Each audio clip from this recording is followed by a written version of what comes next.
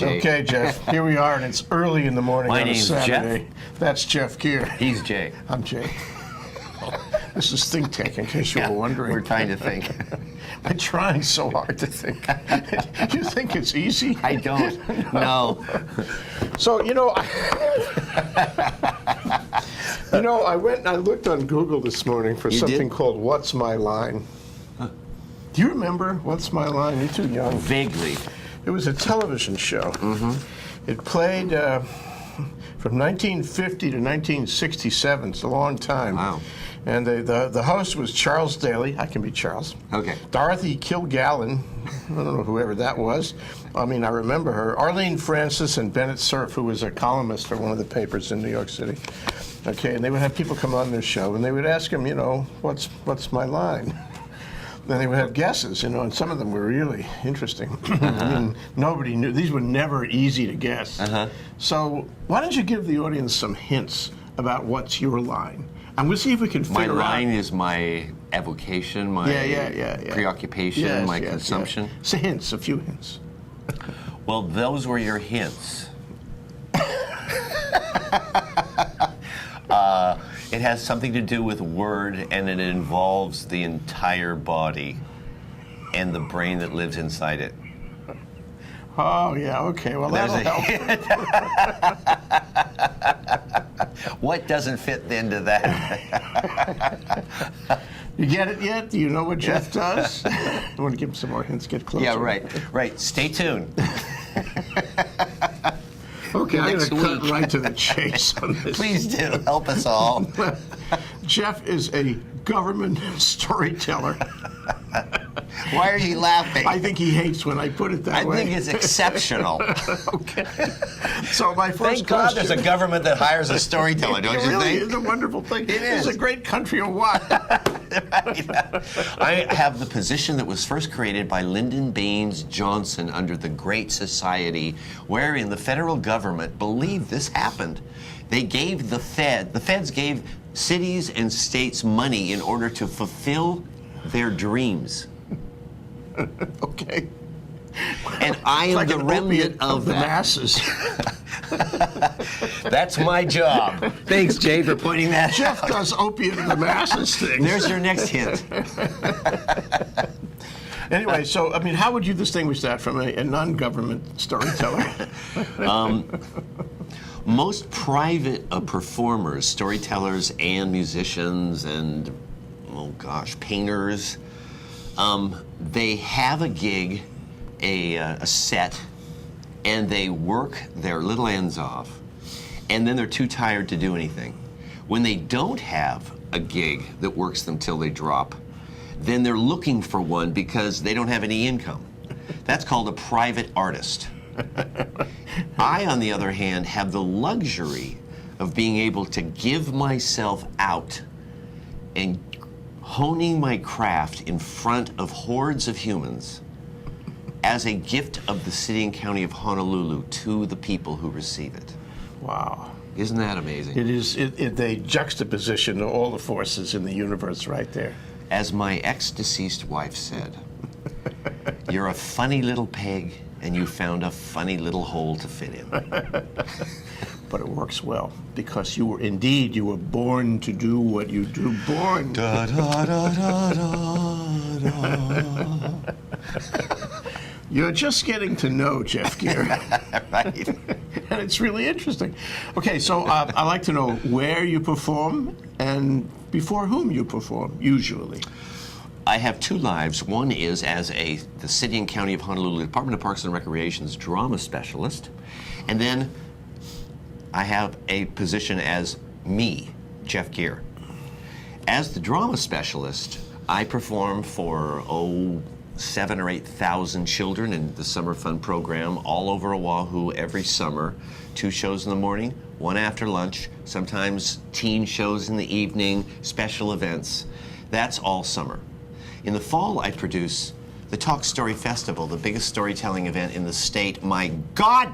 Take a note, put it on your calendar. It is electric. It is exceptional. It is not talking heads. These people can really spin a tale and take you somewhere. The 18th and 19th of October at Alawai Golf Clubhouse. Then the rest of the year I do like senior fairs and special events, Halloween costume contest is the MC. That's in my position officially, and I do a lot of paperwork. Now, as Jeff, I do anything that seems like fun, anything that I've never done before, like coming on Jay Fidell's TV show and talking, you know, off the cuff to you. I did a show last night at On King Art Center, telling stories for beer. You know, if it's interesting, I want to do it. I talk in prisons, I talk in homeless shelters, I talk to little kids, preschools. My target audience for both positions is humans who sort of understand English. Okay. I mean, I'd like to drill down on that a little bit. Okay. No, well, it's as wide as the sky because everybody needs stories, and I'm the guy who's paid to do it. So now you're going to select, you don't select any story, you're going to select a story that you feel reaches people and does something for them. It's a medicinal application. What story needs to be told for this audience at this time here? How do you make that decision? It's internal. It's based on a lot of experience.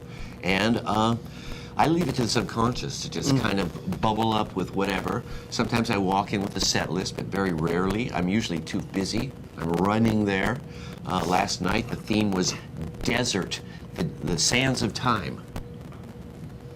So I told Arabian Night stories. Oh, great. Yeah, because I happen to have spent a good year and a half doing those stories with someone on the Jay Fidell's TV series, Willow Chang, and two musicians for a year and a half of Saturdays at Indigo while the Iraq War was looming, breaking, shock and awe, mission accomplished, morass of blood. Wow. That's 20 years ago. No.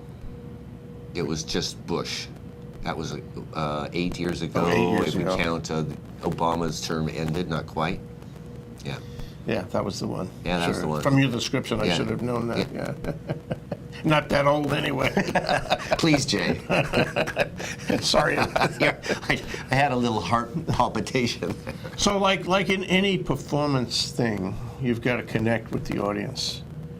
You know, I mean, and I have seen you work, so I imagine that connection is very firm, very a direct connection, an engaging connection. How do you do that? I wish I knew. It's alchemy. Okay. It is a mysterious force that you feel or not, that you provoke more and more because you've had more failure. If it doesn't work, I go home and I sleep uneasily, thinking about how to create that intimacy with a group. However, the other side of that equation is when it is happening and we are in that common unified force field known as story, I as the teller, the listener on their part, hallucinating, imaging, visualizing, carried away within another world, another time, another set of living circumstances. We are a community. We are in communion. It is a holy sight. It can be hilarious, it can be touching, it can be beautiful, it can be gory, but it is holy. Yeah, it's a crucible. I'm totally devoted. I am a knight to that vision. At some point in your life, you realized you could do this, because not everybody can. Yeah. So what was the circumstance of that, you know, the apotheosis, if you will? Well, the story, I moved here from Italy with 2 infants and a wife to pursue my career as a performer with the University of Hawaii at Manoa to study mask dancing. I had a mask and mime theater troupe in Italy. I was the caretaker of a 600-year-old villa. Therefore, I had a big bodega, and I could rehearse to my heart's content during the winter and tour Italy. But my parents in Southern California were like, well, Italy's a long way away. You got those 2 little kids. Can you come closer to us, please? Who wants to live in California? So I remembered I'd come here as a surfer in high school, and I thought, UH Manoa, they have a Japanese, Asian theater group. I'll go there, which I did. And the first semester I was lucky because I got to be with a sensei who was for real from Japan, right off the boat. He doesn't even speak English. A Japanese sensei from Japan expects you to be there 10, 15 minutes before class, quietly sitting in line, ready to go into the room. I, on the other hand, was rushing from Waimanalo with an old car, dropping off a kid from preschool, grabbing the kimono, hauling to the dance department to try to get there by the time the door shut with the last student. I was always a little late, finally locked me out. I had a little talk with Sensei that day. To his credit, he would allow me to be late and be in the last row. But my wife had said, "Oh, can you buy some sugo, honey? You know, some for the pasta for dinner?" "Sure, baby." I didn't have a nickel. I was running on fumes in the car. I couldn't buy sugo. I wasn't sure how I could get home. What does one do, Jay? Punt. I punted my butt up to the Manoa Gardens and plopped myself down in front of the semi-inebriated group at one little table and said, $1 for a story from each of you, $1.50 if you want it to be a good one. And an hour later, I was driving home with 2 big bottles of sugo, gas in the car, a little buzz from all the tips that I'd gotten from all those enthused listeners, and I was going into Palolo Valley going, gosh, I really ought to think about this. This is really, I just generated, $20. Storytelling. That was a special day. That was the moment I became a professional storyteller. What a great story. True. Everything is a story, One way or another, either a good story or a boring story, but there is a story. My friends out there listening to this program, raise your hand if when you come home from work or play or whatever you do, somebody who loves you says, "How was your day, honey?" Or, "Oh, how'd it go?" Or, "How's it? What happened?" Or, "What'd you do today?" That's an invitation for a story. We all tell stories all the time. It's part of the human condition. I call it the coin of the realm of human experience. We love stories. We eat them, we breathe them, we base our life on them. We go to war based on story because those are the guiding principles of the voyage through life. It's what we've inherited. It's what we base our being on. So given that, everybody who's listening now, and everybody who knows anybody who's listening now, tells stories all the time. If you start to watch how a person listens to the story you tell, if while you're telling it they go, or they pull out their smartphone and start, you're not really grabbing their attention. But if they start to drop their fork, there's a long pause, or they say, "Wow," or "Huh," or "No." Take note, because that means they're engaged. Their imagination is reeling. They are now jumping out of time and space, and you are taking them to another planet, another phase of life. And it dwells in the imagination through the function that we all call, huh. We all can do that, Jay. Oh, really? I wish I could do that. Why don't you say, huh? One of the things I've noticed is that you have special gestures that ordinary human beings don't. Or don't care to reveal publicly. And you have special facial expressions. Grimaces? No. Expressions. I'm really not sure what he's talking about. How do you I really enjoy this show. And thank you for saying so, Jay. It's a meaningful expression of my inner self. Thank you, Jeff. It's a very exciting conversation. Stay tuned to ThinkTech. It's really awesome. That's another kind of expression. Yeah, that's right. I get that in the city and county quite a bit. I often go to those meetings and go, how can these guys make it more boring? Can't they move a little? Gosh. This is a good thing this is just between us. Oh, God. Oh, it's not a secret. It is not my own opinion. Were you always like this? I'm not sure what you're talking about, Jay. I was the kid on the playground who had a really quick mind and a sharp lip and could run fast. Right. 'Cause some people actually are offended. Well, catch me if you can. You know? Once I had a high school teacher, and he's like, "So, Gere, how much do you weigh?" I was like, at that point, like 85 pounds. Like, 85 pounds? Everybody laughed, and I said, "I'm not going to ask you how much you weigh." He was a big guy. It's huge. Did he get it? Good point, yeah. Never mind. Okay. Next topic. But I mean, never, hey. So they led into a career in the most circuitous of routes. I'm a living example of where you end up is often achieved by going far to the left and far to the right and far to the, and kind of, I feel like sometimes I'm walking in quicksand, feeling my toes forward to feel where I can take a step without dropping off. I'm just following my nose and responding to the world around me as if I was a quivering leaf waiting for a story to come up and hit me. Yeah. Like at one point I was a painter. Well, you'd go in a room and paint. What do you do if your creative work is involved with oral narrative? Well, there's oral narrative everywhere.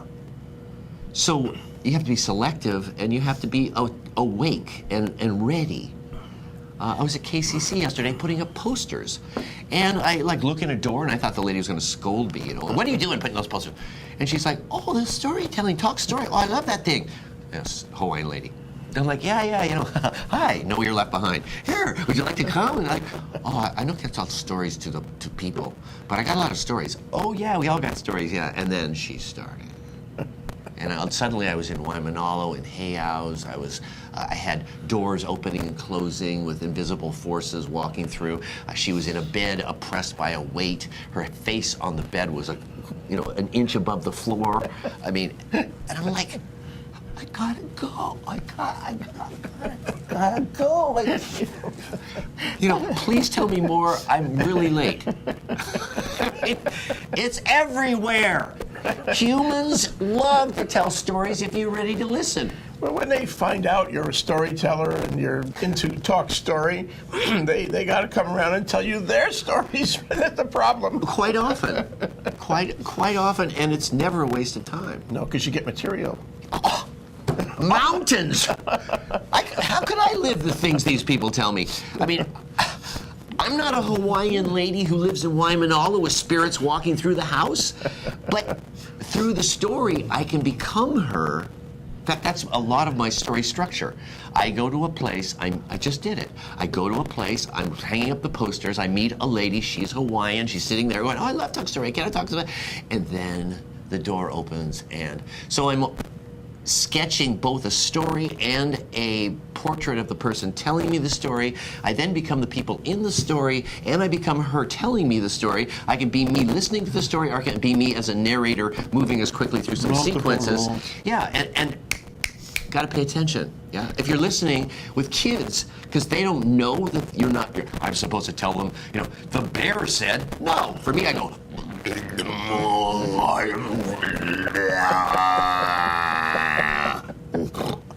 you watch a room of 600 people at the Talk Story Festival coming up Octavia 19. You watch a whole room just absolutely still and then go, to me that's like magic, that they are all in it together. And it's the same feeling with one person, 2 people, 10 people, or I've talked to, I had, I think, 2,500 people in a tent in Tennessee, weeping. I had 5,000 people at Lualua on the grass right by the ocean on a rickety little stage, hushed, listening. I mean, it works on any scale, and it can work for you listening just by paying attention to what happens when you start to tell what happened today. It's that easy, and it's that hard. People learn the skill by noticing what happens when they talk to people. Yeah. And then you get better by intentionally focusing on the transfer of images into the imagination Yeah. of the listener. Yeah. Here's the exercise. I've got a picture in my mind. You at home say that. I've got a picture in my mind. I find the words to tell the picture. I what? Words tumble through the air just like this. Words tumble through the air just like this. Into ears like these. Ears like these. And behind my mind, where I do dream, the words go in and make pictures again. When the words go in and make pictures again, my heart changes shapes and colors. My eyes do itch, my body twitch. Inside of me, I can see all the things the story would have me be. That's the magic. That's the magic of story time. The words go in, you see the pictures, and suddenly we are in this relationship that is both me giving to you from a source which is perhaps thousands of years old, living on my breath, fresh and new, going inside of the receiver, recreating itself through the magic of a shared language and body understanding, so that it lives inside of them again. If you think about it, it's quite common to go home and say, oh, I heard the most amazing story today. I'm going to tell you, oh, this was awesome, brother. Because somebody shared a story, it went in, you couldn't help it, it went, wow, and you want to share it. That's storytelling at the very core.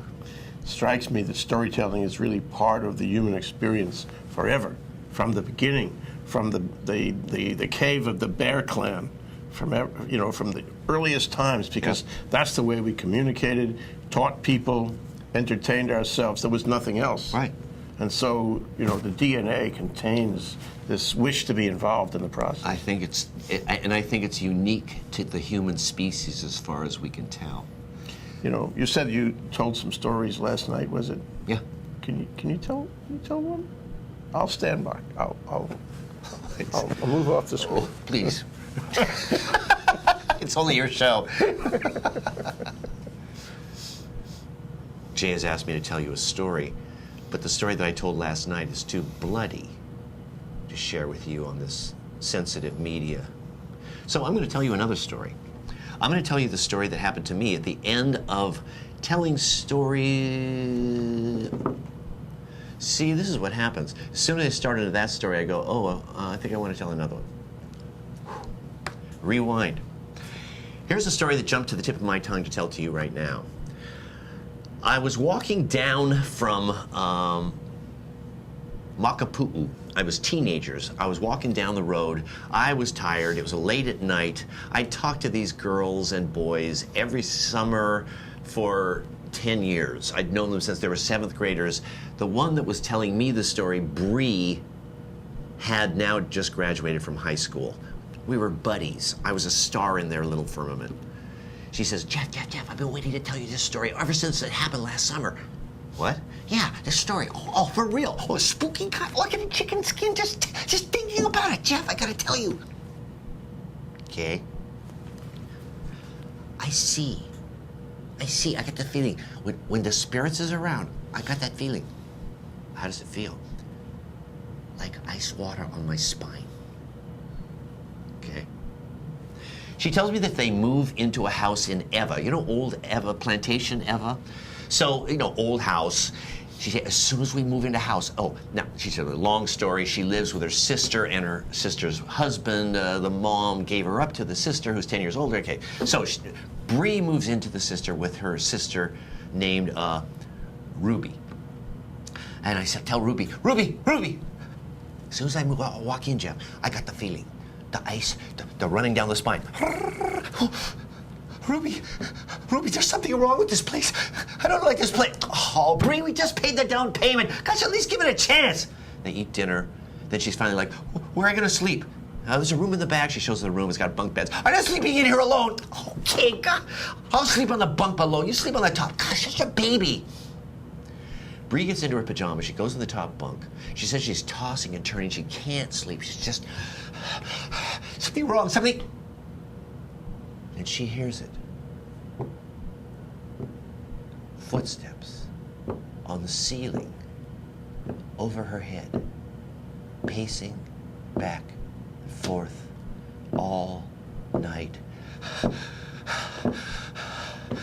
And the footsteps stop. And she notices, uh-oh. Her head on the top bunk is about this far from the trap door that goes up into the attic. And while she's watching, the attic door goes.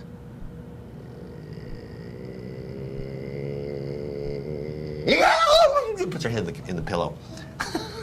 Now I'm telling this story in Wahiwa, and okay, Bree describes that coming out. Oh, she hears Ruby below goes, Bree, whatever you do, don't look up. And what's she do?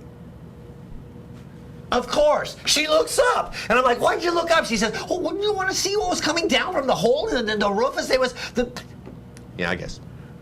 Bree told me that coming out of the crack of the door that was opening going into the attic after the footsteps stopped, were you paying attention? Coming out is this etheric, white, misty, bubbling, gurgling fog. I think of it like when you pour cream into your coffee and it goes boom.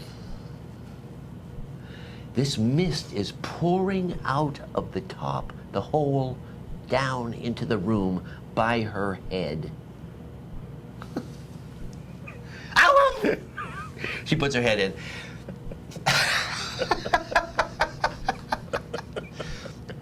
That's when I feel it, Jeff. What? She said something touched her ear, and it went numb with cold. Then the cold numbness spread down the entire right side of her body until her toes, her whole side numb with cold, her head in the pillow. And then the cold passed too.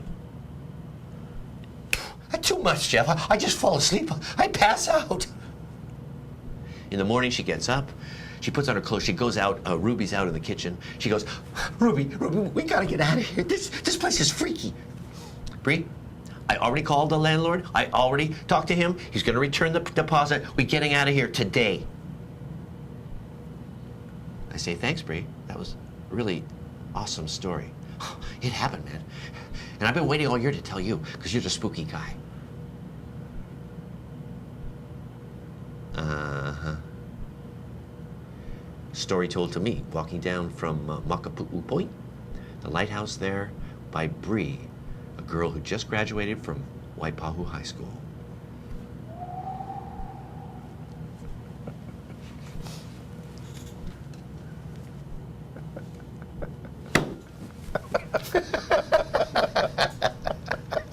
You can't make that up. It's live, baby. So, you know, you come on back, Jay. Come back to be reasonable about this. Right. You're not the only storyteller in the world. True. How do you compare with the others? Sorry I said that. Well, the unique thing about this form of art is that the personality is prominent. Dancers fit into groups and do choreography by a director. There's no director for storytelling. You have to kind of be your own, floating witness. So so what comes out is that at some point you find out who you are in that situation, and you find what they call your voice. Yeah. And then you don't care what anybody says, and you don't care if it's successful or not. That's what you are. That's what you do. That's your form, your way of expression. So I know a lot of professional storytellers on the mainland, and what I can say is that they are each in their own way very unique. Yeah. Well, you have a bunch of them coming on the 18th and the 19th. Down to The Alawai Golf Clubhouse for the biggest storytelling event in the state. 25 years, Jay. Wow. A young man like myself, 25 years of hosting this big event. He started at the age of 14. Yeah, that's right. Right, I'm now 22. Do the math. You think we're kidding? Yeah, right. We pack them in. But it is a big event, and it's awesome. This isn't like something where I'm trying to sell you a ticket. It's free. The city puts it on because I do it in my guise as the city employee. Do these guys that are the bureaucrats? Well, they allow it. So just take a hint. All you have to do is just turn off the TV and get in your car and come down from 6 to 9, Friday and Saturday nights at the Alawai Golf Clubhouse of all places. There's a ballroom on the second floor. It's gorgeous, and you can walk in, and we will do the rest. There are 10 storytellers a night, 20 minutes each. It moves along quickly. Very good lighting. The video of the live performance is projected beside the stage on the wall. Yeah. So it's a real production. There are sign interpreters. That's an amazing thing. And their faces are so liquid, and they interpret the story that they're hearing the minute they're hearing it. They have their own light source, so there's a lot going on. And I tell you, people are always coming up to me saying, I just was walking into this place, and I'm stopped at the stop sign, and the big truck, with the crane goes up and trims trees and stuff. Hey, brother, you doing the talk story thing? Yeah, it's coming up, a couple weeks. Awesome, I'll be there. Always good. Wow. I mean, do I feel great in my town? You can come too. Yeah. But what about the parking? The parking in a golf course is pretty good at night. There's nobody there except you. So tell us about the the world movement towards storytelling. I mean, is there a trajectory here? Is there a dynamic of some kind? What is it, and where is it revealing itself? In the late 60s, there was the beginning of what they call a storytelling revival in America. It happened in a tiny little town in Tennessee called Jonesboro. It was basically a bunch of hippies sitting on bay hails, talking to each other and deciding, wow, this is really something. And one of the guys, the guy who owned a restaurant in town, so who thought this might be kind of a way to pull tourists in, decided he'd have an annual festival and call it the National Storytelling Festival. Of all things in this tiny little Hobunk town in Tennessee. But in fact, it became an amazing phenomenon. Like 14,000, 15,000 people, tents with 2,000 or 3,000 in it, like a circus tent, with a stage and one person standing up telling a story. It holds the attention, and it is powerful stuff.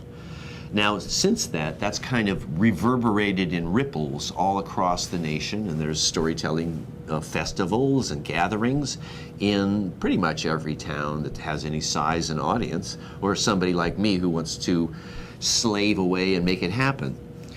Now, more currently, there's been this thing called the Moth or Story Slams, which is kind of a movement across big towns where you stand up and you have 7 or 8 minutes to tell a personal story. Some of them are worth hearing, some of them aren't, but that's an open mic kind of thing. Mm-hmm. And the best of them have been captured into a corporation called The Moth, which offers it as a radio show, and you have to sign a big release when you go to one of their functions. They video it so they can basically send it to Washington and New York to, sort of go through the thing and pick out a few jewels. I'm up for all of it. I've done it here, too, here and there, across time and space. It's not like an American phenomenon, though. Europeans call those kind of stories personal stories that you tell at the bar. When you go to a storytelling festival in Europe, they literally have a history. And so they're going back to the Icelandic, Nordic, folk tales and that kind of thing. Ago, I mean, and they have, 2 hours every night for a week of the same story. The Arabian Nights type thing, where you're in the Kasbah or you're the tea house for men, and the storyteller is going to be in residence for a week, and he earns his nickel off that, and he'll stop every now and then and send around the dancing girl with a little coin purse, and you better put something in it, because otherwise he's going to take another tea and he's going to sit around and let the guy play the djembe. This is the history of it. Before the multiplex, there was storytelling. Yeah, well, indeed, and that's what I was thinking of while you were describing that. I minored in American history, so I have all these icons to think about. And Right. one of them was called the Chautauqua. Ever hear of that? American phenomenon? Yeah. And they would get together, they would come from miles around, they'd put up a tent or have a field where they'd all gather. And they would talk to each other. They would address each other. They would give speeches and tell stories in order to reconnect. American phenomenon. It hadn't existed, or at least not that I know, in other places. But the U.S. found it in, I guess, the late part of the 19th century, especially in the West. But it was also in the East. Anyway, that's what this is, isn't it? And maybe it's a resurgence of something that we had lost connection with. I think of it like like folk music before Peter, Paul, and Mary. Yeah. It's just waiting for that big name, that ThinkTech show that'll burst it into everybody's living room so that you go, oh my goodness, I had no idea. I mean, now it's not even on the media radar, but we're dedicated to changing that, right, Jay? Yeah, well, yeah, and we've had a history since the Borscht Circuit of stand-up comics. Right. It was the Borscht Circuit, of wasn't it? course. Maybe Broadway a little bit, but Comedy can be a form of storytelling. yeah, but storytelling goes further. That's the thing. Yeah, and it often aims deeper. Yes. Because comedy is a superficial, it's at the surface, it's in the moment, it's brilliant. Whereas storytelling gives you this deep DNA, this meaningful litany of scenes and characters interacting towards a conclusion that lets you know more about life. It can be funny, but it's not always funny. Yeah. Or there's comedy in it, and there's also some deep mana talking about what life is about. Yeah. And that's the part I like, and that's the part I go home chewing. And even in those folk tales that you can get out of the library anytime you want to just walk in the door and pick it up, if you look at it and breathe it and tell it for a while, pretty soon you start to see it is really this kind of patina over philosophical issues of life.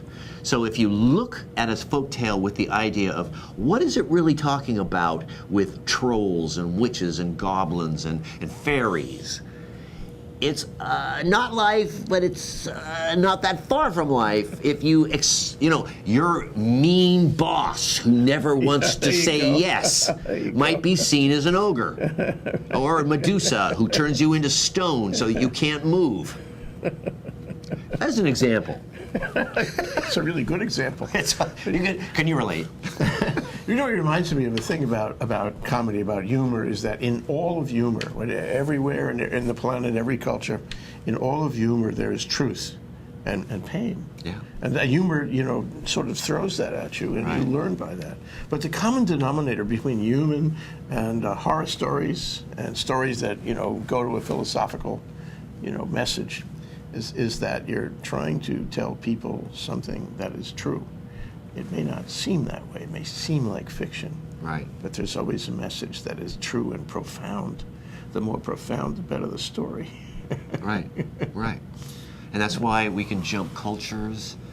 One of the gifts of story is you can go live in someone else's shoes and go to a different place and a different time even than you ever lived in, literally. But through the imagination and the artistry of the teller and the relating of the images and the setting of the scene, you can imagine it. So through, again, that imaging process, which is endemic to human beings, you literally live it. And when you can imagine what's going on, your heart rate does change, your eyes dilate, the whole physiology of the human being changes, so that you're participating by imaging what you're hearing. Yeah. And that happens all the time, everywhere. That's why the body language that you talk about, you can see somebody's uptight because they're not having a good day. It's not put on, it's not an act, it's what's there.